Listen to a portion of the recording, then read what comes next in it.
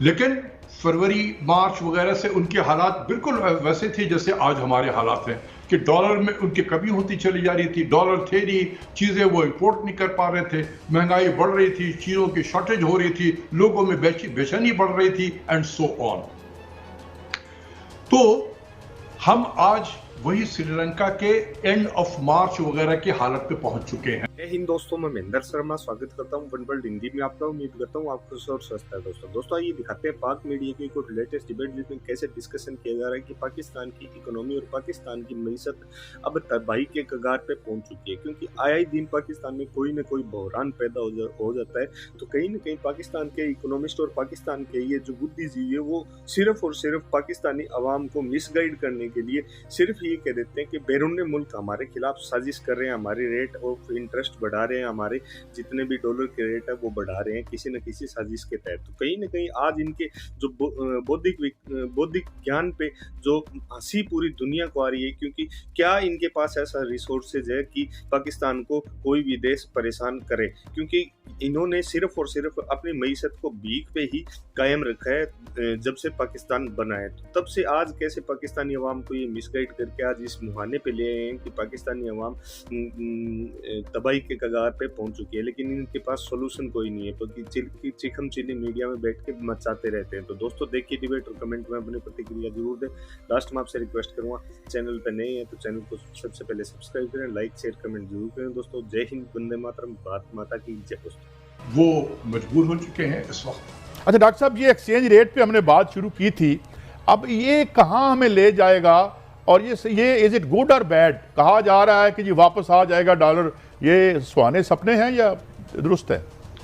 میں سنتا رہتا ہوں اس قسم پہ جو ہمارے جو بڑے بڑے ایکسپرٹ آتے ہیں ٹیلی ویژن پہ، دو تین چیزیں میں ان کی بہت سنتا ہوں، اور میں یہ موقع سمجھ کر آپ کے پروگرام کے ذریعے سے ان لوگوں کو بھی میسج دینا چاہتا ہوں، اور جو ناظرین آپ کے سن رہے ہیں ان کو بھی بتانا چاہتا ہوں. دیکھیں، میں نے 11 سال IMF کو ڈیل کیا ہے ایٹ دی ہائیسٹ لیول.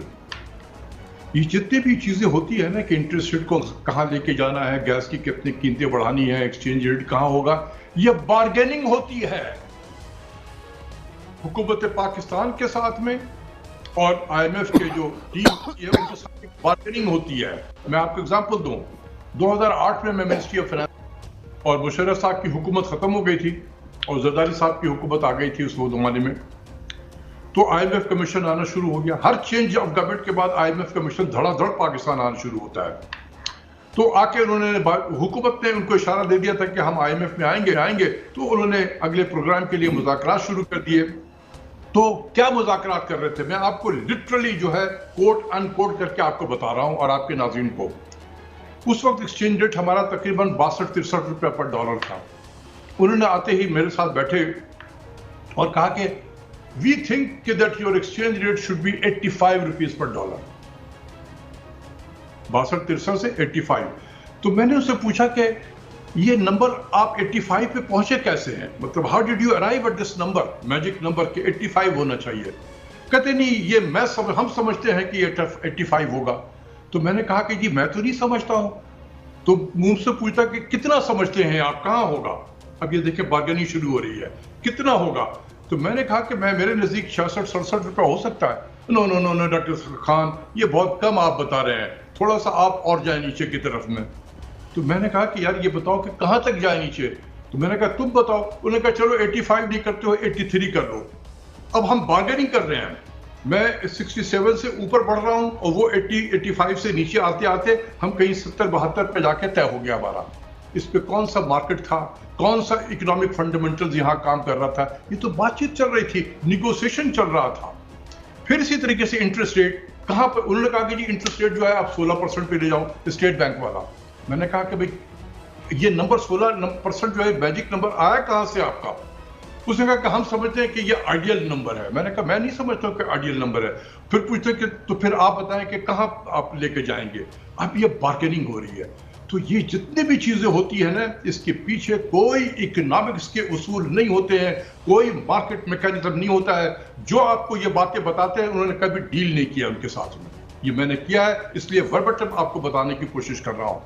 تو یہ جو ابھی ہو رہا ہے نا، اس میں نہ اسٹیٹ بینک کا کوئی کمال ہے، نہ ہمارے وزیر خزانہ صاحب کا کوئی کمال ہے. یہ ان کے ساتھ ایک طے ہوا ہوگا اسی طریقے سے بارگیننگ کر کے کہ آپ نے ایکسچینج ریٹ کو کہاں پر لے کے جانا ہے. ہمیں نہیں پتا ہے، نہ آپ کو پتا ہے، نہ مجھے پتا ہے. یہ انہی کو ہوگا جو اس میٹنگ میں بیٹھے ہوں گے جہاں پر یہ طے ہوا ہوگا کہ ہم نے یہاں لے کر جانا ہے.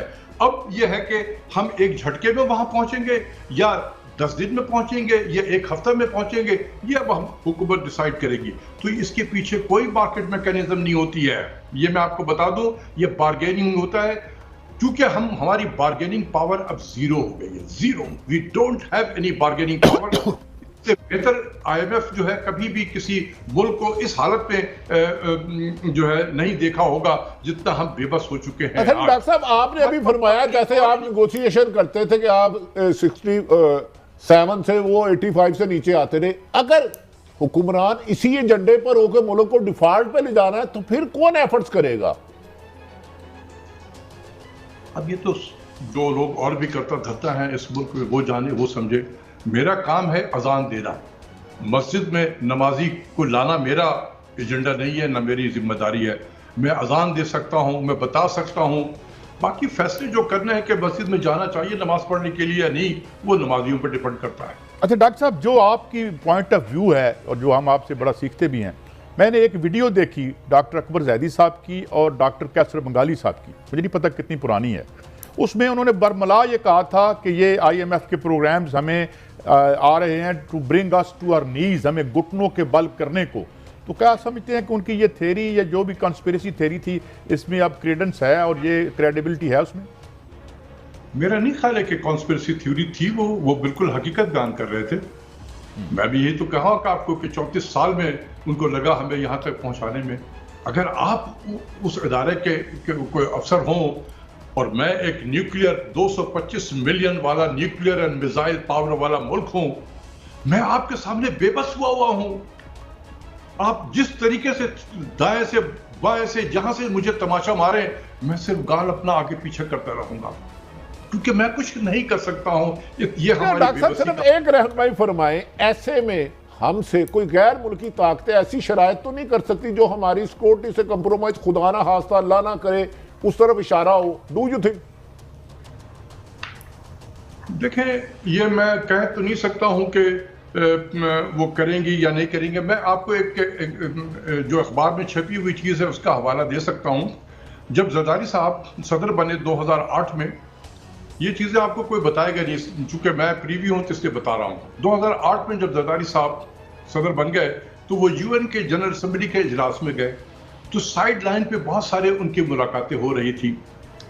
تو وہاں پر زرداری صاحب نے غالباً کہا کہ we need $100 billion to stave off economic crisis of Pakistan, یعنی کہ ہمیں $100 بلین چاہیے پاکستان کو اس معاشی گرداب سے نکالنے میں. تو لوگوں نے ہنستے ہوئے جیسے نا مذاقاً ہنس کہتے ہیں $100 billion, this is paint among friends mister president. ٹھیک ہے، اچھا اب یہ تو بات ہو گئی، مذاق میں ہوئی ہوگی جس طریقے سے بھی ہوگی. 16 دسمبر کو میرے خیال میں کرسچین سائنس مانیٹر ہے یا وال اسٹریٹ جرنل ہے، دو میں سے کوئی اخبار ہے، 16 دسمبر 2008 کو اپنا آرٹیکل لکھتا ہے اور اس نے اس میٹنگ کا حوالہ دیا کہ پاکستان نے $100 بلین مانگا تھا.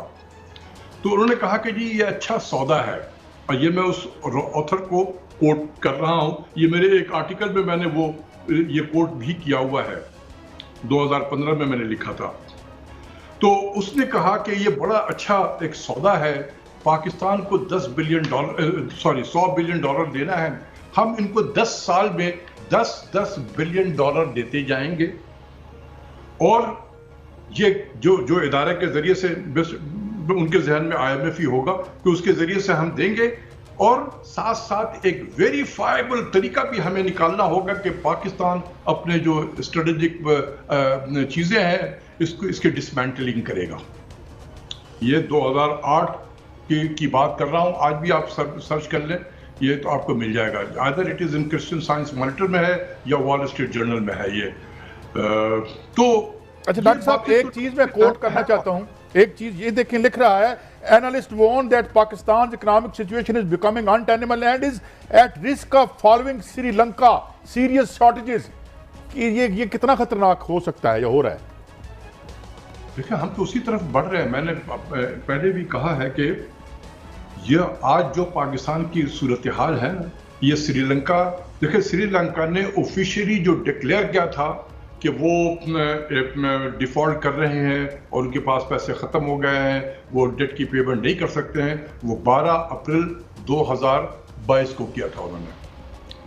لیکن فروری مارچ وغیرہ سے ان کے حالات بالکل ویسے تھے جیسے آج ہمارے حالات ہیں کہ ڈالر میں ان کی کمی ہوتی چلی جا رہی تھی، ڈالر تھے نہیں، چیزیں وہ امپورٹ نہیں کر پا رہے تھے، مہنگائی بڑھ رہی تھی، چیزوں کی شارٹیج ہو رہی تھی، لوگوں میں بے چینی بڑھ رہی تھی اینڈ سو آن.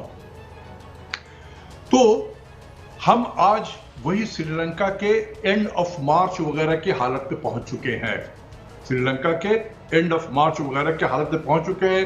ہم نے صرف آفیشیلی ڈکلیئر نہیں کیا ہے کہ ہم نے ڈیفالٹ کیا جیسے اس نے 12 اپریل کو کیا تھا.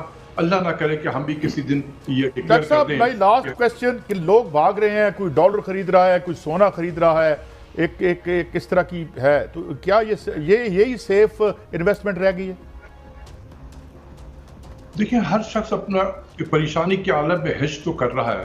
جیسے میں تو یونیورسٹی میں بیٹھا ہوا ہوں، ہمارے اسٹوڈنٹ بہت جو ہیں وہ بے چین ہیں، اس لیے جس کو جہاں موقع مل رہا ہے وہ نکل رہا ہے ملک سے باہر.